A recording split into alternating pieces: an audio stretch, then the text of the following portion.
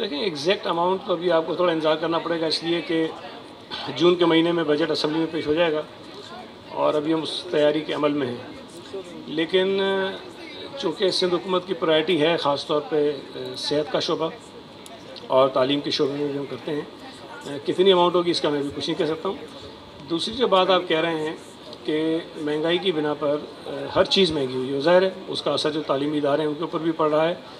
उन्होंने अगर अपनी जो फीसेस हैं उसमें इजाफा किया, एग्जैक्टली मेरे इल्म में नहीं है बात कि कितना उन्होंने इजाफा किया है, लेकिन हम कोशिश हमेशा करते हैं कि जो सरकारी इदारे हैं उनको ज़्यादा से ज़्यादा ग्रांट दें ताकि जो आम लोग हैं उनके ऊपर उसका बोझ कम से कम तक कर सकें। और ये आपके इल्म है, ख़ासतौर पर सेहत के शोबे में आप देखें कि हर महीने कोई ना कोई नई चीज़ हम लेकर आ रहे हैं सूबा सिंध में, जो मुल्क में कहीं पर भी नहीं है।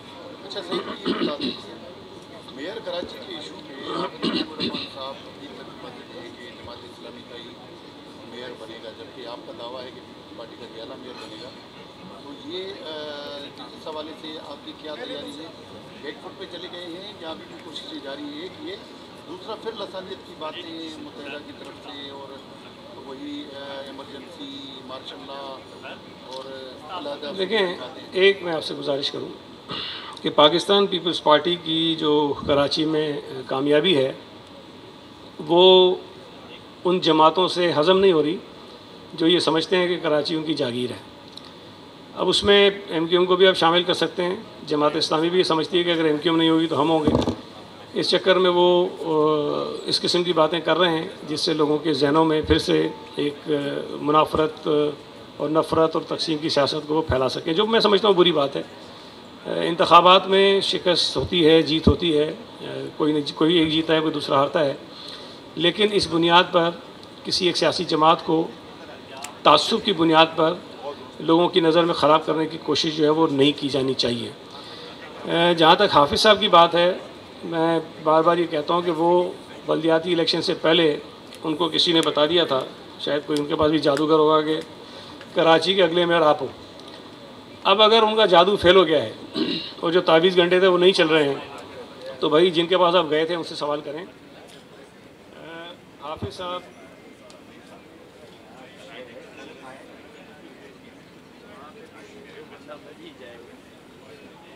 जहाँ हाफिज़ साहब कराची के मेयर बनने के ख्वाहिशमंद है, एक और भी उनकी ख्वाहिश है, वो जमात इस्लामी के अमीर बनने की ख्वाहिश है।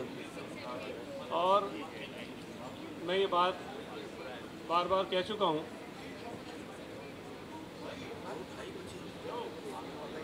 यार इसको चलाओ, एक चलाओ इसमें जी हाफिज़ नईम रहमान साहब की दो ख्वाहिशात थी। एक, जमात इस्लामी के वो मरकज़ी अमीर बन जाएं और एक वो कराची के मेयर बन जाएं। जमात इस्लामी के अमीर तो शायद वो बन जाएंगे, लेकिन मैं आपको फिर कह रहा हूँ कि कराची का मेयर बनने की जो हाथ में लकीर है उनके है नहीं। अब अगर वो समझते हैं कि जमात इस्लामी और PTI के मेंबर्स मिला के उनके पास अक्सरियत है, तो भाई फिर फ्रस्ट्रेशन काहे की है? इंतज़ार कर लो, 15 को इलेक्शन है, आपको पड़ जाएंगे 193 वोट, बन जाएंगे मेयर। हम तो ये नहीं कहते कि हम नहीं मानेंगे, आपको पड़ गए 193 मान जाएंगे। लेकिन मैं आपको ये बात यकीन से कह रहा हूँ कि PTI के मेंबर्स की अक्सरियत ने 9 मई से पहले अपनी जमात को ये कह दिया था कि हम जमात इस्लामी को वोट किसी सूरत नहीं देंगे। और ये 9 मई से पहले की आपको बात बता रहा हूँ। ये जो कह रहे हैं ना गिरफ्तारियाँ कर रहे हैं, FIR काट रहे हैं, ये तो 9 मई की बात है। 9 मई से पहले ही उनके बहुत सारे लोगों ने उनको मना कर दिया था। तो मेरा ये समझना है और मुझे यकीन है कि हाफिज़ नईम रहमान साहब जो 193 काउंट किए बैठे हैं, मेरे हिसाब से, मेरी जो कैलकुलेशन है, अगर ये 160 के करीब भी पहुंच जाएं तो ये शायद उनकी कामयाबी होगी और उसी पे वो खुश हो जाएं अगर 160 उनको पड़ जाए। लेकिन शायद 160 से भी कम वोट उनको पड़ेंगे और पाकिस्तान पीपल्स पार्टी और उनके इत्तेहादियों के जो वोट्स हैं वो 173 के करीब हैं और इंशाल्लाह ताला हम जीत जाएंगे।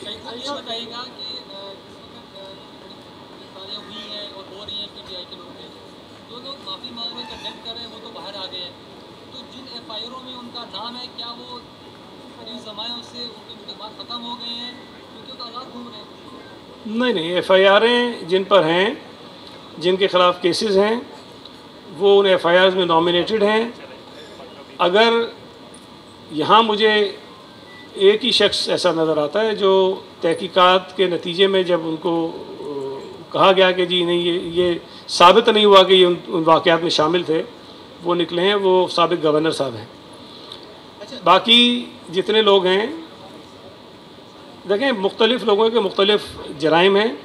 अगर कोई संगीन किसी ऐसे वाक़े में मुलविस है जो दहशतगर्दी के ज़ुमरे में आता है तो वो तो नहीं छूट सकता, ज़ाहिर है वो रहेगा, अदालत का सामना करेगा। अदालतें छोड़ दें, तहकीकात के नतीजे में वो बेगुनाह साबित हो जाए, वो अलग बात है, लेकिन फ़िलहाल जो है उनके खिलाफ कार्रवाई हो रही है और होती रहेगी। वो जिस तरह जिक्र किया कि जो संगीन मुकदमात में मुलव्वस हैं वो छूट नहीं सकते, मगर कल हमने देखा कि 3 अफराद जेल तक एक्सेस करके पहुंच भी गए, तो क्या ये तजाद नहीं है कि जो छोटा कारकुन है वो जेल में है, उन पर मुकदमात हैं, वो कैद में है, वो छूट नहीं रहे, मगर वो बड़े जो हैं वो जेलों तक भी मुलाकात के लिए पहुंच जाते हैं, आज़ाद होकर भी पहुंच जाते हैं, ये क्या फ़र्क है? नहीं, मुलाकातों पर तो किसी की पाबंदी नहीं है ना, मुलाकातें तो हो सकती हैं, उसमें तो कोई हर्ज नहीं है।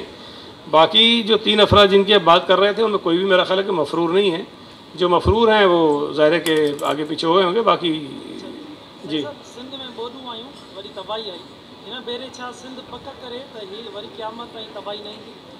साईं इहो त अलाह साईं खां असां दुआ घुरूं त न थे, बाक़ी नाम नहीं। एक बात याद रखें कि जो इस किस्म की कुदरती आफात होती हैं उसकी प्लानिंग आप 100% कर इसलिए नहीं सकते कि आपको कुछ नहीं पता कि अगर बारिशें आएंगी या सैलाब आएगा तो वो किस सतह का होगा। तैयारी एक महदूद सतह तक तो होती है, लेकिन अगर उससे ज़्यादा बारिशें हो जाएं या सैलाब आ जाए तो दुनिया में कोई मुल्क जो है उसकी तैयारी नहीं कर सकता। ये नुकसानात होते हैं। हमें दुआ करनी चाहिए कि अल्लाह ताला में इतनी ही आजमाइश में डाले जितनी हम बर्दाश्त कर सकते हैं। वर्ल्ड बैंक की फंडिंग आई, कहा गया कि नए बैराज वगैरह बनाए जाएंगे, ड्रेनेज होगा, उस पर क्या हुआ? जितने मंसूबे इस वक्त शुरू हुए हैं उनमें कुछ मंसूबे ऐसे हैं जो कम मियाद में, कम अरसे में मुकम्मल हो जाएंगे, कुछ हो भी गए हैं।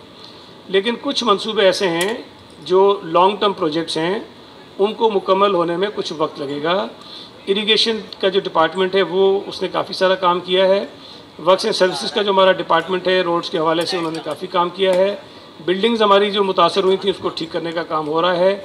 स्कूलों की बहुत बड़ी तादाद जो है वो इसमें सैलाब के ज़रिए मुतासर हुई थी, उस पर हम अभी तक बहुत ज़्यादा काम नहीं कर सके हैं, लेकिन ये सारी चीज़ें पाइपलाइन में हैं। और ज़ाहिर है जिस तरह मैंने तकरीर में भी अपनी कहा कि किसी भी हुकूमत के पास लामहदूद वसाइल नहीं होते कि वो जितनी रिक्वायरमेंट है इन तमाम मुश्किलात से निकलने की वो फौरी तौर पर जारी कर दें।